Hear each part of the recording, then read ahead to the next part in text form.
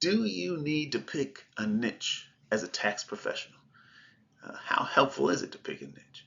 Now, you may have heard this question before and considered it, and maybe you've already selected a niche, but let's talk about this in a different way than maybe you've thought about it before, or maybe perhaps encourage you to approach it in a different way. And if you haven't picked a niche and think that maybe this is for you, think about a couple different ways of exploring that. So this is, for me, day number 2 of the video per day challenge. And this question is not so much a question, but it's something that I was asked to cover. Because I put the call out if any tax professionals wanted me to provide some insights. So as you're marketing yourself, what's the value of having a niche? Well, I want to illustrate in this way. Let's say you're writing a book, but this could also be a presentation, anything.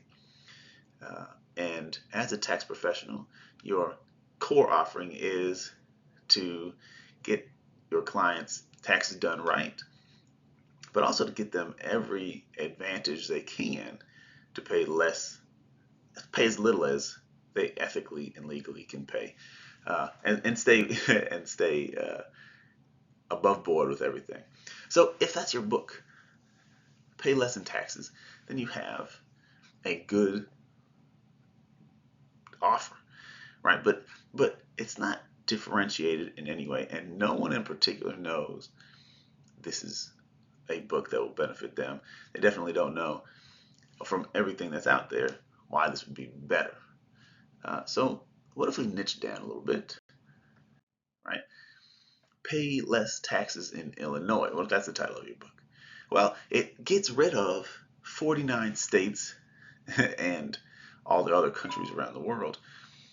No one else would think that this book is for them, but for the millions of people who live in Illinois, this stands out a little bit better because you can talk specifically about state taxes. You can talk specifically about the reality on the ground here in Illinois, which is where I live.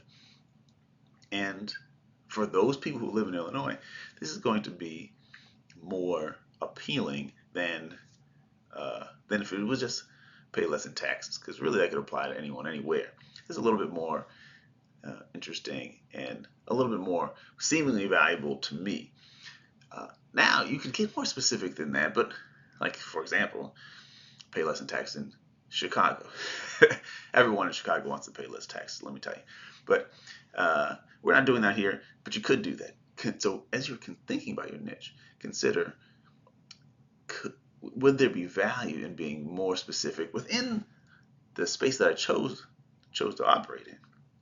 Is it still so broad that I'm leaving opportunity out? I mean, obviously you're excluding opportunity, but also you're choosing what you want to focus on so that your message can be clearer and your offer can be positioned as more valuable. The communication that you have with your potential clients is more, they can more easily believe that it's specifically for them, that you're knowledgeable about their tax needs and their tax challenges. So consider that, but let's go a little bit deeper, because pay less in taxes. I'm sorry, yeah, pay less in taxes in Illinois is good, but we can do better. What about this? Pay less in self-employment taxes in Illinois. You see how that now we've excluded a lot of people. Most people in Illinois are their primarily source of income is from employment through a job, corporation, or what have you. And so you've excluded a lot of people. But what you have done by niching is shown, I understand there's specific tax realities that this smaller group of people experiences and needs help with that no one else maybe understands. And a general accountant, they know a lot of things. They may not specialize in the thing that you need. And so in Illinois, what are the specific challenges? What are the specific tax code applications that we need to know for you? So zooming in more, not just geographically, which of course a lot of accountants, you get your calendars full just with people who are within driving range of your office. So that's cool if you can do that.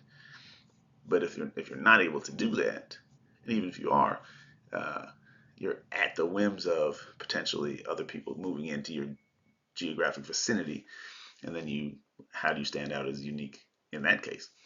But specializing here lets people know this is someone who understands my situation. This is someone who understands what I need to do to get the best outcomes, tax outcomes. You could do a little bit better though. I mean, besides the point of saying, zooming in on Illinois from Illinois to a particular locale, but you could come at it from a different perspective. What if you said how improv comedians can pay less in self-employment taxes in Illinois? So now we've zoomed in even more. A particular category of people, self-employed people, but not just that, improv comedians. Now the niching, it's a smaller and smaller group, of course, geographically smaller, income type smaller, job type or career type very small. But think about this: in addition to those things, you as a tax professional talking to improv comedians, you understand their life a little bit better. At least you're positioned that way. I'm the tax guy for improv comedians. You know how to interact with funny people. You know how to interact with people who have that value system of hustling for their income, for self promotion. These are the kind of things that improv comedians have to do with their lives.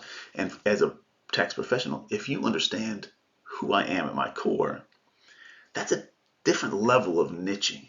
Not just that you understand where I live, or you understand the industry that I'm in, but you understand kind of the values that I have as an individual, as a person, and the kind of lifestyle that I've chosen to live, to uh, to where I get paid and I have to be taxed on that. So also, as an improv comedian, there may be a lot of this, right? I'm sorry, like I was off camera. Ups and downs, a lot of erratic payments, a lot of randomness, variability, tons and tons of 1099s coming in from different places.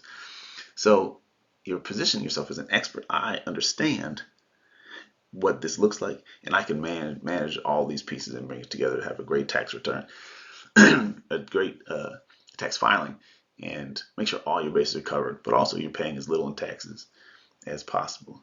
On that note, I mean, you can go another level deeper. Now, if this is a book, or this is a course, or this is like a presentation or training, you're obviously excluding a lot of people. But for the right audience, which is improv comedians, probably Second City people in Chicago, this is for me, definitely for me. And so they're more likely to be attracted to that. All the marketing that you do can be targeted towards those people. You know a lot about them, and so your messaging can be more tightly focused on them to be more compelling. You could even go another layer deeper, which I had previously kind of touched on. You understand their value system. I mean, what if you said how Christian improv comedian. So now you've taken the value system even deeper. Or you could say how how libertarian improv comedians, if you want to get in on the political thing. All of these things, as you niche down, you can tighten your message so that your website can call out to those people. And this is increasingly important for search engine optimization because, well, if your ideal clients are searching and they know to search, I wonder who understands my life, who understands my tax situation, who can save me money. You'll come up. And also, more and more people are using AI, ChatGPT, or what have you, to find service providers. You say, you ask ChatGPT or ask Claude, ask any of these platforms, who are the best tax accountants for comedians? Well, If you work with comedians but you never say it, ChatGPT does not know. LinkedIn doesn't know. Google doesn't know. And so having decided you're going to do that makes it easier to find you. And then also when you have your messaging in your emails or in your YouTube videos, what have you, then you're speaking clearly to a particular someone. And when you can speak to their reality, show that you understand it, you're going to be a lot more compelling. And that's a great way to market your business. So I hope that's helpful. I hope I showed you something that you hadn't maybe thought of and encouraged you to at least consider picking a niche. It may be a little scary, but consider picking a niche where you can communicate your value in a clearer way. And tomorrow's video, we'll talk about niching as well, but coming at it from a different angle. And I will talk to you then.